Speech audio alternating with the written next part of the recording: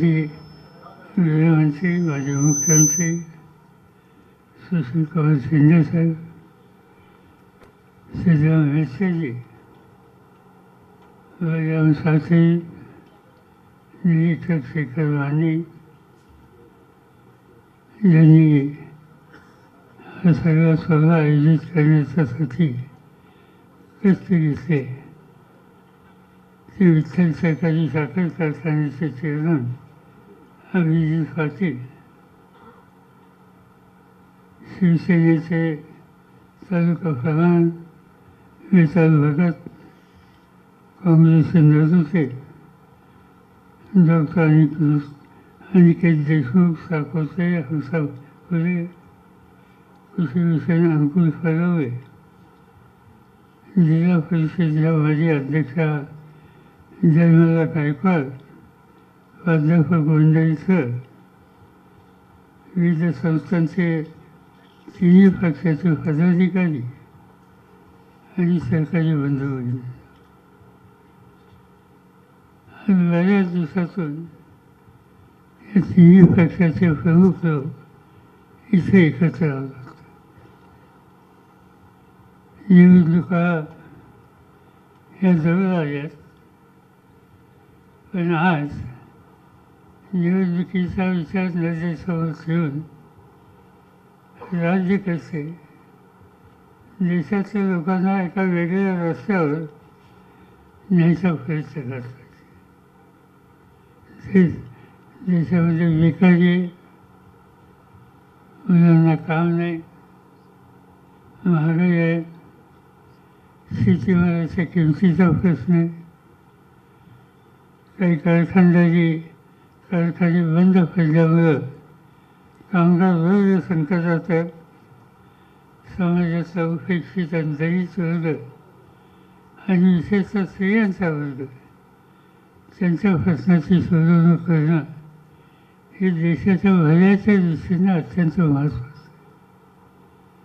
पण आज ज्यांच्या हातामध्ये देशाची सत्ता आहे त्यांना हे प्रश्न महत्त्वाचे वाटत नाही.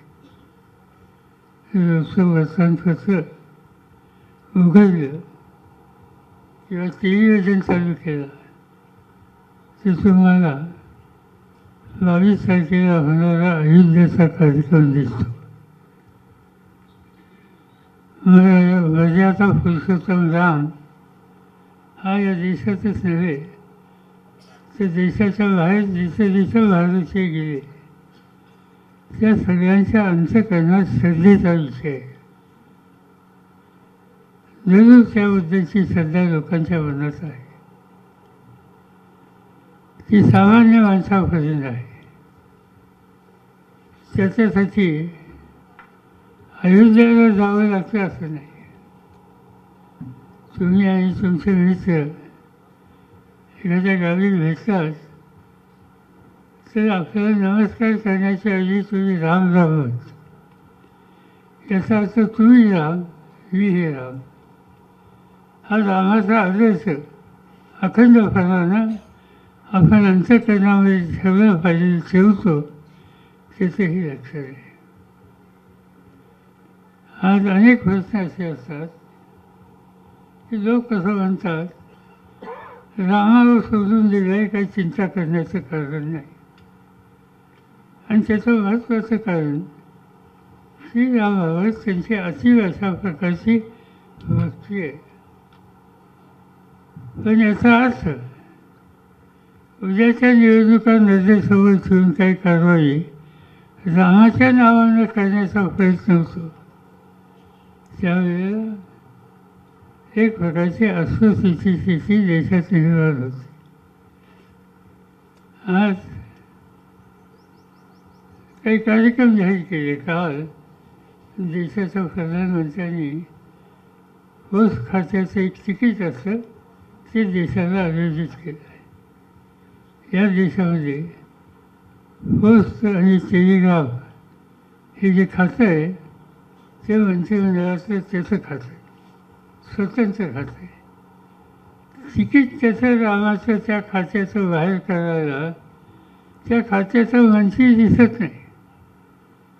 प्रधानमंत्र्यांनीच ते काम केलं पाहिजे. पण प्रधानमंत्र्यांनी ते तिकीट बाहेर दिलं. कधीच कधी त्या माणसाला ते बोलवायचं, ते माणसालाही बोलवले. जसं काही खात तरी त्यांनी निर्णय घेतला. आज प्रत्येक गोष्टीमध्ये हे सगळं केंद्रित चालू झालेलं आहे. त्यांनी जाहीर केलं की 22 तारखेचा हा कार्यक्रम, दिवे लावा, थाळी वाजवा, मिरवणूक करा. ठीक आहे, ज्याला जे योग्य असेल ते करू शकतात. पण सगळ्याच प्रश्न असेच सुटतात का?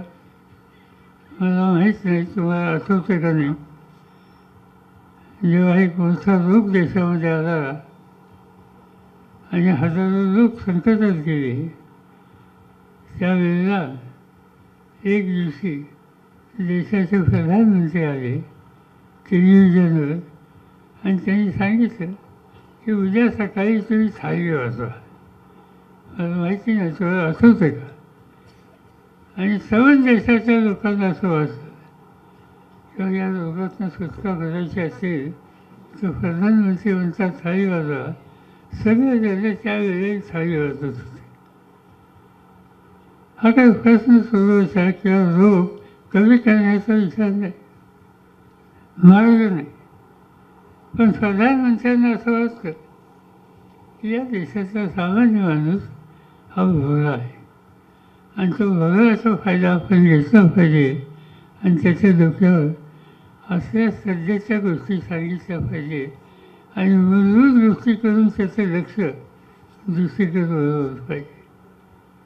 तुम्हाला आठवतं की नाही माहिती नाही, एक दिवशी प्रधानमंत्र्यांनी जाहीर केले की 8 वाजता संध्याकाळी आम्ही एक अत्यंत महत्त्वाचं धोरण आहे ते जाहीर करणार.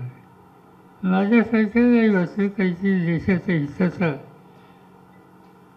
किंवा भारत पाकिस्तान किंवा काश्मीर अशा प्रश्नाच्या संबंधी काही कडक पावलं टाकण्याची भूमिका दिसते. आणि मी बाकीची कामं सोडली, टी व्हीमध्ये जाऊन बसलो आणि 8 वाजता ते आले आणि त्यांनी सांगितलं की 500 रुपयाची नोट आज संध्याकाळपासून खतम झाली. या सगळ्या नोटा रद्द करण्यात आल्या आणि आता तुम्हाला नवीन काहीतरी करावं आहे. आणि सांगितलं की हा नोटाचा निर्णय घेतल्याच्या नंतर देशाची गरिबी राहते. नोटा गेल्या, गरिबी आहे तिथं, बेकारी आहे तिथं, महागाई आहे तिथं. लोकांना भरच्या रस्त्यावर नेण्याच्यासाठी काही लोक देशात हुशार आहेत म्हणून ओळखले जातात. त्याच्यामध्ये नरेंद्र मोदीचा नंबर हा बसला आहे ही गोष्ट मान्य केली पाहिजे. आणि तेच काम आता या ठिकाणी रामाच्या नावावर सुरू केलं. मंदिर बांधतात, आनंद आहे. पण याच्यामध्ये आज मंदिराची उद्या प्रतिस्थापना होणार आहे. ते कोण त्या ठिकाणी हजर राहणार आहेत याची आधी जाहीर करण्यात आली. रामभूमी जन्म न्यास ठेवतील. त्याच्यामध्ये प्रधानमंत्री आहेत, दुसरे एक संत आहेत आणि तिसरं नाव राष्ट्रीय स्वयंसेवक संघाचे देशाचे प्रमुख, त्यांचं नाव त्या ठिकाणी आहे. आता इथे रामाच्या ठिकाणी सुद्धा आदेश आहे त्यांचा.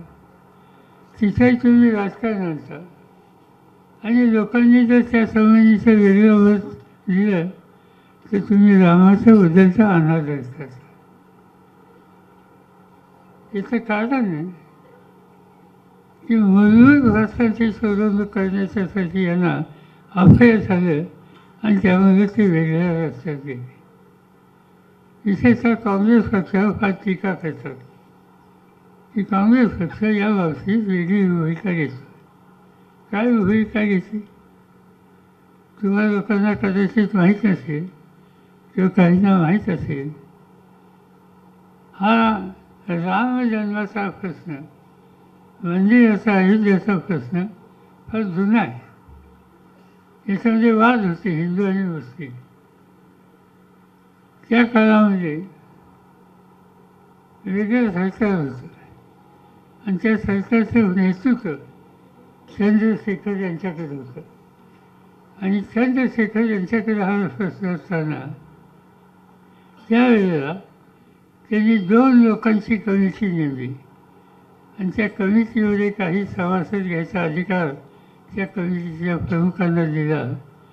आणि 2 संघटना होत्या. एका संघटनेचं नाव बाबरी मशीद ॲक्शन कमिटी, ज्यांना बाबरी मशीद हवं होती हा एक वर्ग होता. आणि दुसरी जी कमिटी होती त्यांचं नाव राम जन्मभूमी न्यास म्हणजे ट्रस्ट अशी होती. आणि गमतीचं काम म्हणजे त्या 2 कमिटीचे अध्यक्ष त्यांनी नेमले. त्याचं राम जन्मभूमी न्यासच्या कमिटीचे अध्यक्ष शरद पवार होते. आणि दुसरी जी कमिटी आहे बाबरी मशीद ॲक्शन कमिटी त्याचे अध्यक्ष भैरवसिंग शेखावत हे जे राजस्थानचे मुख्यमंत्री होते, एक भाजपवाला आणि एक गांधी नेहरूचा काँग्रेसचा विचारवाला. आणि त्या बैठकीमध्ये आम्ही बसलो. प्रश्न सोडवण्याच्यासाठी आमच्या काही बैठका झाल्या. त्यातनं काही मार्ग निघेल असं चिन्ह मिळालं. पण त्याच्यानंतर ते सरकार आमचं चंद्रशेखरचं हे सत्तेपासून बाजूला गेलं, या कमिट्याही गेल्या आणि त्याच्यात काही घडलं नाही. रामलला या संबंधीची त्याच्याची कोर्टात केस गेली होती. आणि या रामाच्या मूर्ती एका कोपऱ्यात लहानशा इमारतीमध्ये अयोध्यात ठेवलेल्या होत्या. त्याला कुलूप लावलं होतं. कोर्टाच्या समोर ते सील केलं होतं.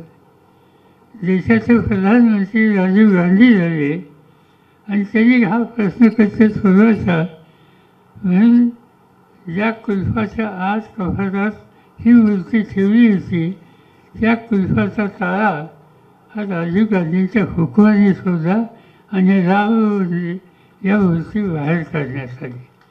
त्याच्यावर वाद झाला. काही समाजाचे लोक म्हणायचे की आप कांग्रेस वाले आपने ताला क्यों खोला, की झगडा सुरू हो गया, ताला खोला आहे. पण त्यांचा गैरसमज होता. त्याच्यामध्ये राजीव गांधींची भूमिका स्वच्छ होती आणि ती करत असताना त्याच्यामध्ये चर्चा झाली होती आमच्या कमिटीमध्ये की बाबरी मशीद आता उद्ध्वस्त केली गेली, त्याच्या जवळ त्या जागेवर त्या ठिकाणी मंदिर बांधावं आणि मुस्लिम समाजाच्या लोकांनी त्याला टोकाचा विरोध केला नाही, मार्ग काढण्याच्यासाठी त्यांची तयारी त्या ठिकाणी होत होती. पुन्हा काही लोक कोर्टामध्ये गेले आणि ती केस जवळपास 20 वर्ष चालली. ती केस हल्ली तिचा निकाल 2 वर्षाच्या पूर्वी झाला आणि तो निकाल हिंदूंच्या बाजूने झाला. त्यावेळेला राम जन्मभूमी न्यास ही जी संघटना आहे त्यांनी हा मंदिराचा कार्यक्रम जाहीर केला. पण जिथं प्रत्यक्ष मूर्ती होती त्यापासून काही अंतरावर त्या जागेवरच नाही. पण भाजपची मोहीम होती मंदिर वहाँ ही रखेंगे वही बनाएंगे. तर मंदिर त्या ठिकाणी बनवायचं नाही. नंतर त्यांनी बदलला त्यांची सत्ता आल्याच्या नंतर. आज मंदिर होतं चांगली गोष्ट आहे. मंदिरानं लोकांना श्रद्धेचा विषय असल्याच्यानंतर आनंद होतो, समाधान होतं. कुणी काँग्रेसने किंवा कुणी आम्ही त्याला विरोध केलेला नाही. आम्हाला सगळ्यांना मला पत्र आलं की अयोध्येला तुम्ही यावं. मी त्यांना उत्तर दिलं. मला काही पत्रिका आली, तांदूळ आले, अक्षरं आल्या, सगळं आलं. आणि ते बघितल्याच्यानंतर मी त्यांना उत्तर असं दिलं की रामसंबंधी आदर आम्हाला लोकांच्या मनात निश्चित आहे. हा एक अग्र व्यक्तिमत्व होतं. समाजातल्या सगळ्या लोकांना आत्मविश्वास देणारं व्यक्ती होतं. आणि राम हा एका पक्षाचा एका संघटनेचा व्यक्तिमत्व नव्हतं. हे संपूर्ण देशवासींचं होतं. ते कोणत्याही जाती जमातीचे असो. आणि असं असताना तुमचं जे निमंत्रण आहे त्या निमंत्रणात एक गोष्ट अशी स्वच्छ दिसते की याच्यामध्ये विशिष्ट संघटना, विशिष्ट राजकीय पक्ष याच्या लोकांचा हा कार्यक्रम आहे असं चित्र तुम्ही करतात. आणि त्यामुळे तुमचं निमंत्रण आलं की आज सगळेच लोक त्या ठिकाणी येतील. त्या गर्दीमध्ये येण्याच्या ऐवजी आणखीन काही दिवसांनी आणि दुसरं एक वाक्य मी टाकलं, खऱ्या अर्थानं राम मंदिराची योजना पूर्ण होईल. त्याला वर्ष लागेल नाही तर 2 वर्ष लागेल. त्यावेळेला उत्तर प्रदेशमध्ये माझा दौरा असेल. त्या दौऱ्याच्या वेळेला मी अगत्यानं अयोध्येला जाऊन येईल आणि माझ्या भावना त्या ठिकाणी व्यक्त करेल. त्यासाठी निवडणुकीच्या नेमक्या आधीच हा कार्यक्रम घेण्याच्या उद्देशी आवश्यकता नाही असं माझं उत्तर हे त्या कमिटीने ज्यांनी निमंत्रण दिले, काहीतरी 2-4 हजार लोकांना निमंत्रण दिले, परदेशातल्या काही लोकांना निमंत्रण, उद्योगपतींना काही निमंत्रण दिलं आहे. ठीक आहे, तो कार्यक्रम त्याच्यामध्ये करते. पण तुम्ही जो उत्सव वर्तमानपत्र आज वाचलं उघडलं की सवन खान त्या ठिकाणी अनेक गोष्टी लिहिलेल्या असतात. अयोध्यामध्ये काही चांगल्या गोष्टी करतात, आनंद आहे. पण जाहीर केलं की आम्ही 60,000 कोटी अयोध्यामध्ये खर्च करणार आहोत. चांगली गोष्ट आहे. इथं आत्ताच अभिजित पाटलांनी का कोणीतरी भाषण करताना सांगितलं की दुष्काळात आधी कशात काम केलेल्या लोकांना किंवा चारा छावण्या काढल्याच्या लोकांना त्यांची लीला अजून मिळाली नाही. म्हणजे रामाला प्रिय असलेली गोमाता तिचा उपासवार ज्यावेळी चालू होतो त्याला चालायची व्यवस्था जी केली, त्यासाठी जी गुंतवणूक केली आणि ती गुंतवणूक सरकार देणार म्हणून सांगत होते, ती 2-3 वर्ष झाली तरी दिली जात नाही. रामाची आणि गोमातेची भक्ती ही याच्यामध्ये यांच्या मनात किती आहे याचं एक ते लहानसं उदाहरण आहे. आणि त्यामुळं ठीक आहे, कार्यक्रम तुम्ही करा, जे टेलिव्हिजनवर ह्याच्यावर त्याच्यावर पाहिजे, पण त्याच्यामुळे निवडणुका जिंकता येतील असा त्यांचा जो समज आहे त्याबद्दलचं वास्तव चित्र हे आपल्याला लवकरच बघायला मिळेल. मी अनेक ठिकाणी जातो, लोकांना विचारतो तुमचं काय मत आहे. ते म्हणतात रामाच्याबद्दल आमच्या मनात दुसरा विचार असायचं काही कारण नाही, पण निवडणुकीच्या वेळेस राम का असतो, याच वेळेला नेमकं का असतं. याच वेळेला सगळ्या सरकारी जाहिराती एका विषयावर सगळीकडे काय येतात. पण लोकांच्या समोर हे प्रश्न उभे, पण मोदी साहेबांना त्यासंबंधीची चिंता वाटत नाही. मोदी साहेब त्याच्यामध्ये गमतीशीर असते. आता मी पार्लमेंटचा मेंबर आहे.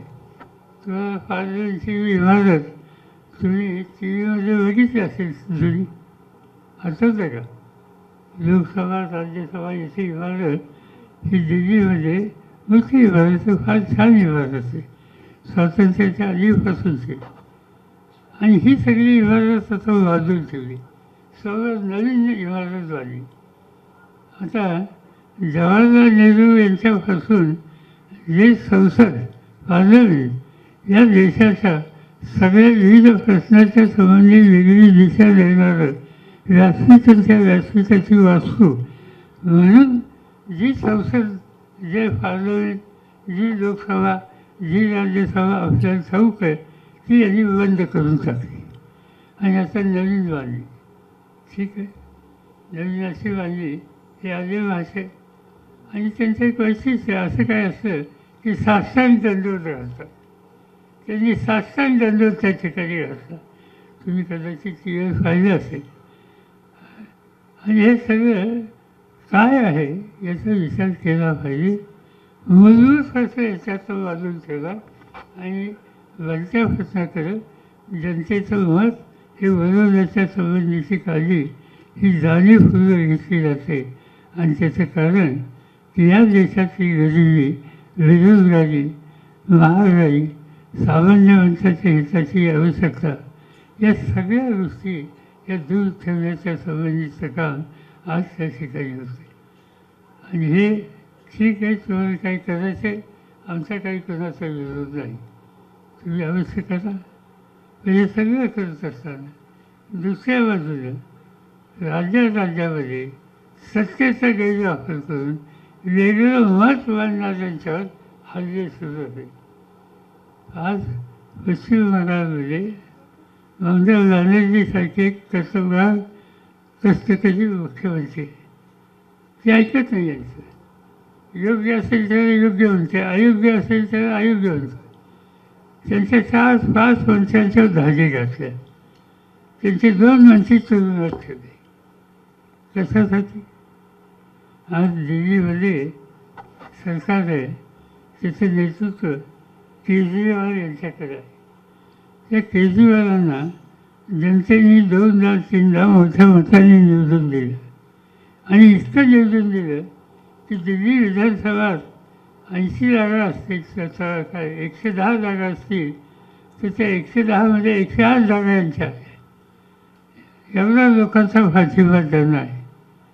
आणि असं असताना ते आपल्या चौकशीत बसत नाहीत, आपल्याला हो ना हो म्हणत नाहीत. त्याचा परिणाम त्यांच्यावर ईडीच्या नोटिसच येतात, हाताळता म्हणून सांगतात. त्यांचे 3 मंत्री आज तुरुंगामध्ये टाकले. महाराष्ट्रात काय झालं? अनिल देशमुख महाराष्ट्राचे गृहमंत्री, त्यांच्यावर आरोप केला गेला की गृहमंत्री असताना त्यांनी त्यांच्या शिक्षण खात्यात त्यांनी कॉलेज काढले, हायस्कूलचे, त्या संस्थेला त्यांनी काहीतरी 110 कोटी रुपये मिळवून दिले बेकायदेशीरपणे. हा त्यांच्यावरचा आरोप. आणि त्यासाठी त्यांना 6 महिने तुरुंगात टाकले. आणि आता शेवटी त्याची चौकशी झाली, तर आता कोर्टामध्ये केस त्यांची फायनल स्टेजला आहे. आणि त्या फायनल स्टेजला हायकोर्टात वर जाताना ही रक्कम जी शेकड्यात होती ती आता 1.5 कोटीवर आली. 1.5 कोटीचा काहीतरी व्यवहार काय, तुमच्या शिक्षण संस्थेला 2 लोकांच्याकडून देणगी घेतली. मी रयत शिक्षण संस्थेचा अध्यक्ष आहे. इथे तुमचे 2 रयतची शाळा कॉलेज संस्था आहेत. महाराष्ट्राच्या सगळ्या जिल्ह्यामध्ये या संस्थेच्या शाखा आहेत. अनेक ठिकाणी मी जातो, कॉलेजची इमारत बांधायची लोकांना आवाहन करतो. लोक पैसे देतात, ते आम्ही प्राचार्यांच्याकडे देतो आणि इमारतीचं काम पूर्ण करावून सांगतो. शैक्षणिक कामाच्यासाठी पैसा घेणं, जमा करणं, त्याचा हिशोब देणं, याचा अर्थ भ्रष्टाचार नाही. पण अशा कामाच्यासाठी त्या ठिकाणी अनिल यांना इतके दिवस तुरुंगामध्ये ठेवले. सामना वर्तमानपत्र त्याचे संपादक आहेत, माझे मित्र आहेत. पार्लमेंटमध्ये माझ्या शेजारी त्यांची जागा असते.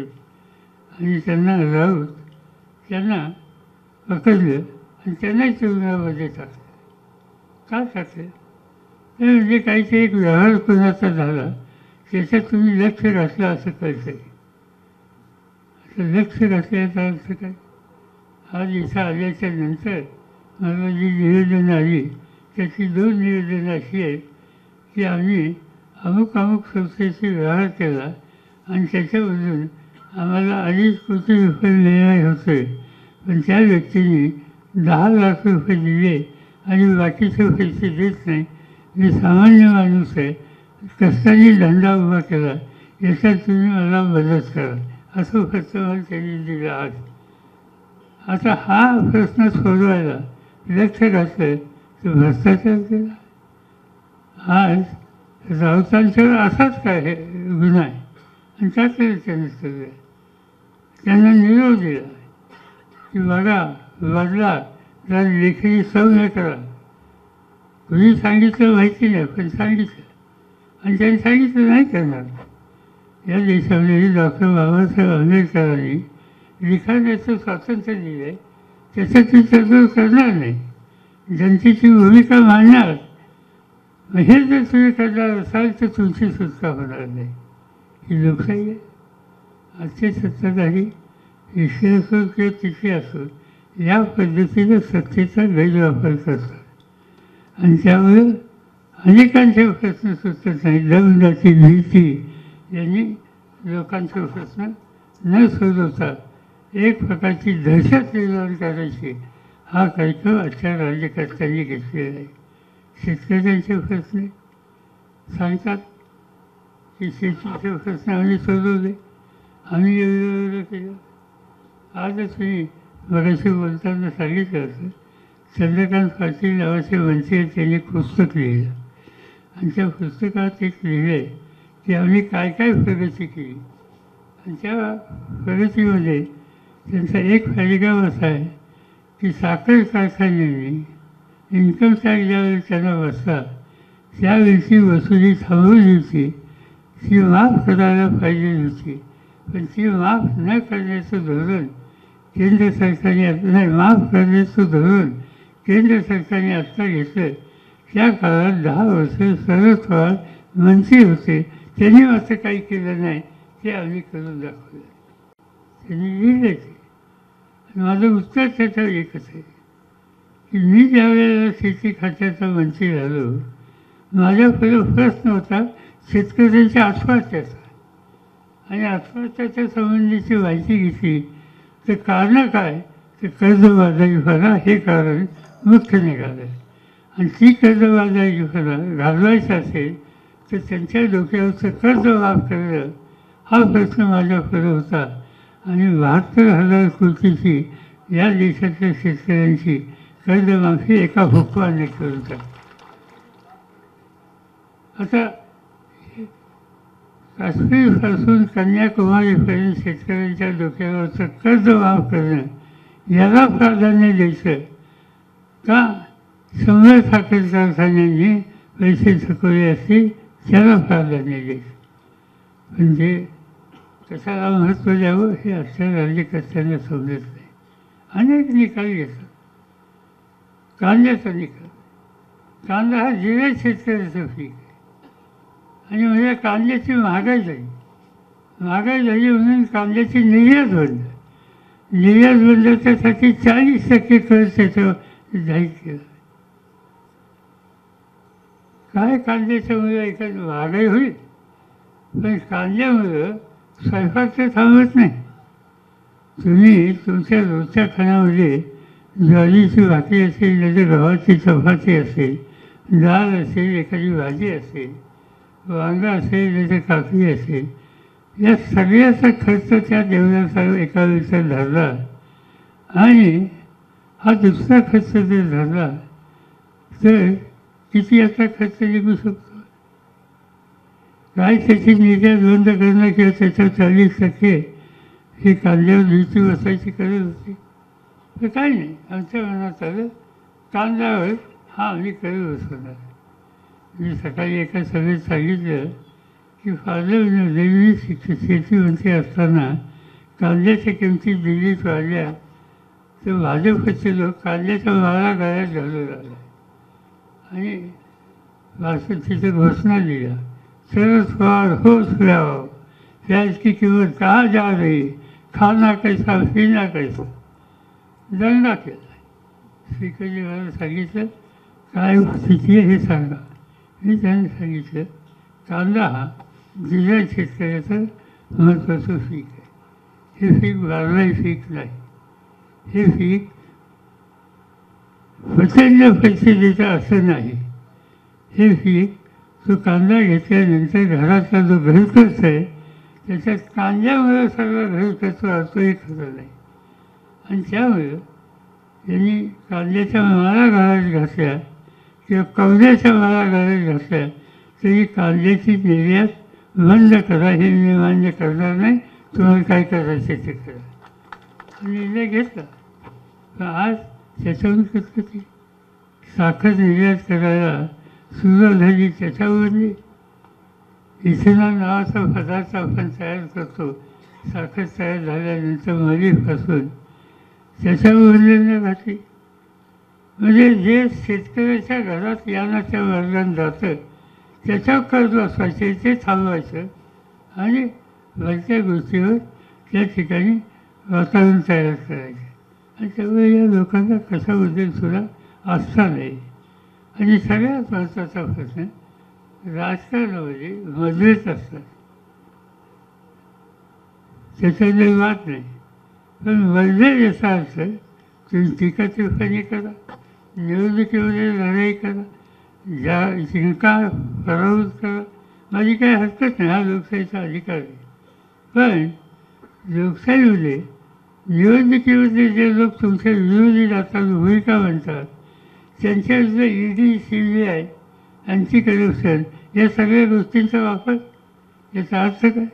आजचं वर्तमानपत्र बघा, शिवसेनेचे एक नेते, काय नाव त्याचं, राजन रत्नागिरीचे, तर राजन यांच्या घरी कालपासून त्या ठिकाणी अँटी करप्शनचे लोक आहेत आणि त्यांची सगळी बायकोला, मुलाला सगळ्यांच्यावर खटले भरले. राजन ते यांच्या राज्यांमध्ये खटला भरला. एवढंच नाही, दिल्लीमध्ये सोनिया गांधी आणि राहुल गांधी यांच्यावर खटले भरले. ज्या अर्थाने देशाच्या स्वातंत्र्यासाठी केवढा त्याग केला. मोतीलाल नेहरू यांनी देशाचं नेतृत्व केलं.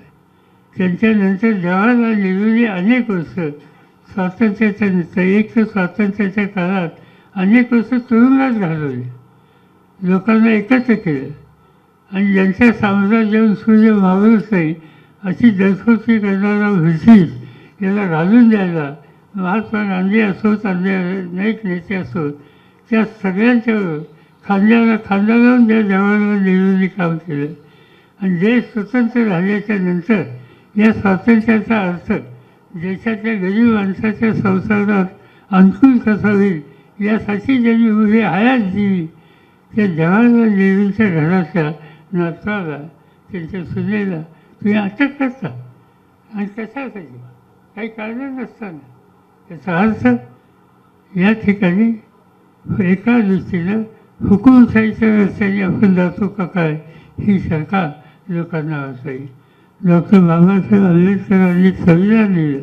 त्या संविधानामध्ये शेवटच्या माणसाला सुद्धा सन्मानानं जगण्याचा अधिकार आहे आणि कुणीही सत्तेवर असला तर त्या सत्ताधारीवर, त्या शेवटच्या माणसावर सुद्धा हल्ला, अत्याचार, सत्तेचा गैरवापर हा करण्याचा अधिकार नाही, हे डॉक्टर आंबेडकरांनी घटनेमध्ये लिहून ठेवले.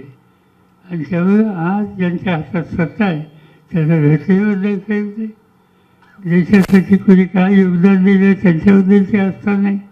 आम्ही म्हणाल तेच खरं, या प्रकारची भूमिका आहे. आणि ही या देशात राज्यकर्ते करत असतील ते एकत्र येऊन त्यांना त्यांची जागा दाखवली पाहिजे.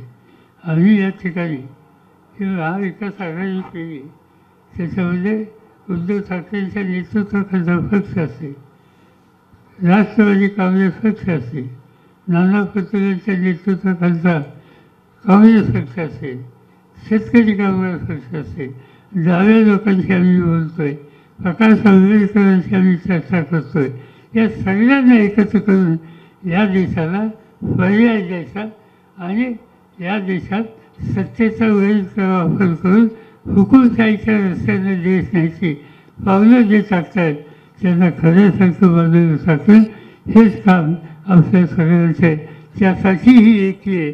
आज या ठिकाणी काँग्रेस पक्ष असेल, राष्ट्रवादी असेल, उद्धवच्या नेतृत्वाखालची शिवसेना असेल, या शेतकरी कामगार पक्ष असेल, या सगळ्यांना घेऊन आपल्याला या परिस्थितीचा सामना करायचा आहे. मला आनंद आहे की दामाजी पंथाच्या या नगरीमध्ये, परिसरामध्ये आपण सगळे या समान विचाराचे लोक एकत्र आले. एका विचाराने या ठिकाणी कामाची मानसिकता तुम्ही दाखवली. तुम्हाला सगळ्यांना मी धन्यवाद देतो. आणि आता ही लढाई इथं थांबलेली नाही. शेवटच्या निवडणुकीचा दिवस संपवून सत्तेच्या हुतावनं यांना बाजूला केल्याशिवाय स्वस्थ बसायचं नाही, एवढंच या ठिकाणी सांगतो. मला 1-2 वाक्यांनी भाषणामध्ये सांगितलं की 84 वर्ष माझी विनंती आहे की उगाच जायचं भानगडीत होणार का. 84 वर्ष आहे काय त्याच्यात 84? काय वाजून बघितलं त्यांनी 84 आणि त्यावेळेस 84 वर्ष 40 वर्ष काढले. विचार महत्त्वाचा आहे, तत्वज्ञान महत्त्वाचं आहे, भूमिका महत्त्वाची आणि त्याच्याबद्दल तरतूद जाईल. ही भूमिका सुशीलकुमार शिंदे असोत, मी स्वतः असोत, आमचे सगळे सहकारी असोत, आम्ही निर्धार केलेला आहे. काही चिंता करू नका, तुम्ही एकत्र राहू आणि हे बदल केल्याशिवाय स्वस्थ बसायचं नाही हा निर्धार करू. एबीपी माझा, उघडा डोळे बघा नीट.